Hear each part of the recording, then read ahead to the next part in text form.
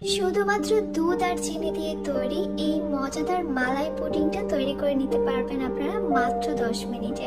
আসসালামু আলাইকুম। আজকে আমি আপনাদের সাথে শেয়ার করব মালাই পুডিং। এই গরমের মধ্যে ইফতারে যদি আপনারা ঠান্ডা ঠান্ডা এরকম এক পিস মালাই পুডিং খান তাহলে কিন্তু আপনাদের মন প্রাণ ঠান্ডা হয়ে যাবে এক নিমিষে। এই মালাই পুডিংটা তৈরি করা এত বেশি সহজ, আপনারা একবার তৈরি করলে বারবার তৈরি করতে চাইবেন। আর খেতে এত বেশি মজাদার, একবার খেলে আপনারা বারবার খেতে চাইবেন। আজকে মালাই পুডিং তৈরি করার মূল ইনগ্রেডিয়েন্টসই হচ্ছে দুধ। আমাদের লাগবে এখানে 4 কাপ লিকুইড দুধ। যেহেতু মালাই পুডিং, চেষ্টা করবেন এই দুধটা ভালো মানের নেওয়ার জন্য। আমি এখানে ফুল ক্রিম দুধটা নিয়েছি, মানে ফুল ফ্যাট যুক্ত। এই দুধটা আগে থেকে জাল করে কোনো রকমের সর বা মালাই তুলে নেওয়া হয়নি। এরপর নিচ্ছি এখানে আমি হাফ কাপ গুঁড়ো দুধ। আমি এই গুঁড়ো দুধটা ফুল ক্রিমই নিয়েছি। চুলাটাকে আমি এখনো জ্বালাইনি। প্রথমে আমি এই গুঁড়ো দুধটাকে লিকুইড দুধের সাথে খুব ভালোভাবে মিশিয়ে নিচ্ছি। গরু দুধটা লিকুইড দুধের সাথে আমি খুব ভালোভাবে মিশিয়ে নিয়েছি। এবার এখানে দিয়ে দিচ্ছি আমি 2 চা চামচ আগার আগার পাউডার। যে কোনো ডেজার্ট বা তরল খাবারকে জমানোর জন্য এই আগার আগার পাউডারটা ব্যবহার করা হয়। আপনারা চাইলে আগার আগার পাউডারের পরিবর্তে এখানে হালাল জেলাটিনটাও নিতে পারেন। এবার এখানে দিয়ে দিচ্ছি আমি 1 টেবিল চামচ কাস্টার্ড পাউডার। কাস্টার্ড পাউডারটা টোটালি অপশনাল, আমি শুধুমাত্র দিয়েছি খুব সুন্দর একটা ফ্লেভার আর কালারের জন্য। এবার এগুলোকে আমি খুব ভালোভাবে দুধের সাথে মিশিয়ে নিচ্ছি। আগার আগার পাউডার আর কাস্টার্ড পাউডার মেশানোর সময় দুধের টেম্পারেচারটা ছিল একদমই নর্মাল, মানে আমি চুলাটাকে এখনো অন করিনি। ভালোভাবে দুধের সাথে এগুলোকে মিশানোর পর আমি চুলাটাকে অন করেছি। গরম দুধের সাথে কিন্তু কখনোই আগার আগার বা কাস্টার্ড পাউডারটা মেশাতে যাবেন না, তাহলে একদমই মিশবে না, দলা ধরে থাকবে। আগার আগার পাউডার আর কাস্টার্ড পাউডারটা আপনারা যে কোনো সুপার শপ বা বড় মুদি দোকানে পেয়ে যাবেন খুব সহজেই। সবকিছু ভালোভাবে মিশানো হয়ে গেলে এবার অনবরত নেড়ে চেড়ে এই দুধটাকে আমি জাল করে নিব। নাম মালাই পুডিং, তবে এখানে দুধটাকে জ্বালিয়ে মালাই তৈরি করার কোনো দরকার নেই।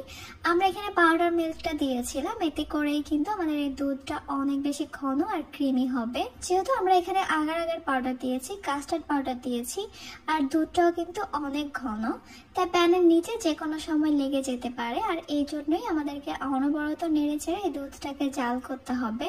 চেষ্টা করবেন একটা হ্যান্ড উইস্কের সাহায্যে দুধটাকে নাড়াচাড়া করতে, এতে করে এই দুধের মধ্যে কোনো রকমের লাম্পস বা দলা তৈরি হবে না। খুব বেশি সময় ধরে এই দুধটাকে জাল করা যাবে না। আমি প্রায় 2 থেকে 3 মিনিটের মতো দুধটাকে জাল করে নিয়েছি। ঠিক এই অবস্থায় আমি এখানে দিয়ে দিব হাফ কাপ চিনি মিষ্টির জন্য। হাফ কাপ চিনিতে পুডিংটা খুব একটা বেশি মিষ্টি হবে না, তবে আপনারা চাইলে এখানে চিনির পরিমাণটা আপনাদের পছন্দ অনুযায়ী বাড়িয়ে বা আরো কমিয়েও দিতে পারেন। আবারও ভালোভাবে নেড়েচেড়ে চিনিটাকে মিশিয়ে নিচ্ছি। চিনিটা ভালোভাবে গলে মিশে যাওয়ার পর আমি আরো 1 থেকে 1.5 মিনিটের মতো এই মিশ্রণটাকে জাল করে নিব। যখন দেখতে পারবেন এই দুধটা একটু ঘন হওয়া শুরু করেছে, তখনই বুঝতে হবে মালাই পুডিং তৈরি করার জন্য আমাদের এই মিশ্রণটা কিন্তু এখন একদমই তৈরি। আমি সঙ্গে সঙ্গে চুলা থেকে মিশ্রণটাকে নামিয়ে নিব।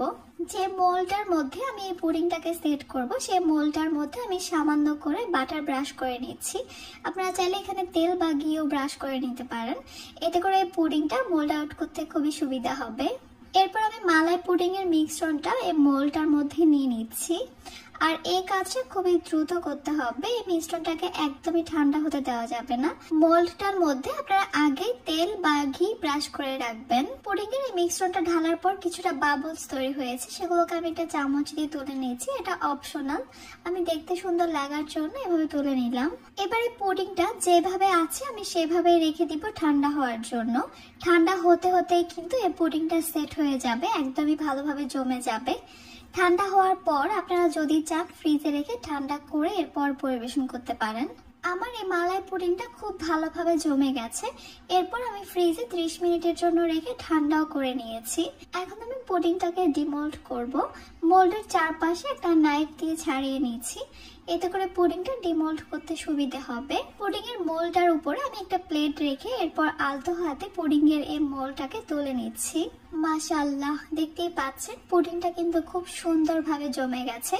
এবার এই মালাই পুডিংটাকে আরো লোভনীয় করার জন্য উপরে ছড়িয়ে দিচ্ছি আমি গুঁড়া দুধ, আর দিয়ে দিচ্ছি এখানে আমি শুকনো নারিকেলের গুঁড়া। যে কোনো একটা দিলেই হবে। আরো আকর্ষণীয় করে তুলতে এখানে পুদিনা পাতা আর চেরি দিতে পারেন। এগুলো হচ্ছে একদমই অপশনাল, এগুলো না দিলেও মালাই পুডিংটার টেস্ট কিন্তু কোনোভাবেই হেরফের হবে না। এরপর কেটে আপনাদেরকে একটু ভিতরটাও দেখিয়ে দিচ্ছি পুডিং এর ভিতরটা কেমন হয়েছে। দেখতেই পাচ্ছেন মাশাআল্লাহ, পুডিং এর ভিতরটা কিন্তু একদম পারফেক্ট ভাবে তৈরি হয়েছে। আর একটু লক্ষ্য করলে বুঝতে পারবেন পুডিংটা কতটা সফট আর মসৃণ হয়েছে। একটু ঠান্ডা করে যদি এই গরমে ইফতারে এক পিস এরকম মালাই পুডিং খাওয়া যায় তাহলে কিন্তু একদম মন প্রাণ সবকিছু নিমেষের মধ্যে ঠান্ডা হয়ে যাবে। আশা করছি আমার আজকের এই মালাই পুডিং রেসিপিটি আপনাদের কাছে খুবই ভালো লেগেছে আর সহজে লেগেছে। ভালো লেগে থাকলে এই রমজানে সবাইকে তৈরি করে খাওয়াবেন আর নিজেও খাবেন। তাহলে আজকে এই পর্যন্তই। সবাই অনেক বেশি ভালো থাকবেন, সুস্থ থাকবেন, সবাই সবার জন্য দোয়া করবেন। আল্লাহ হাফেজ।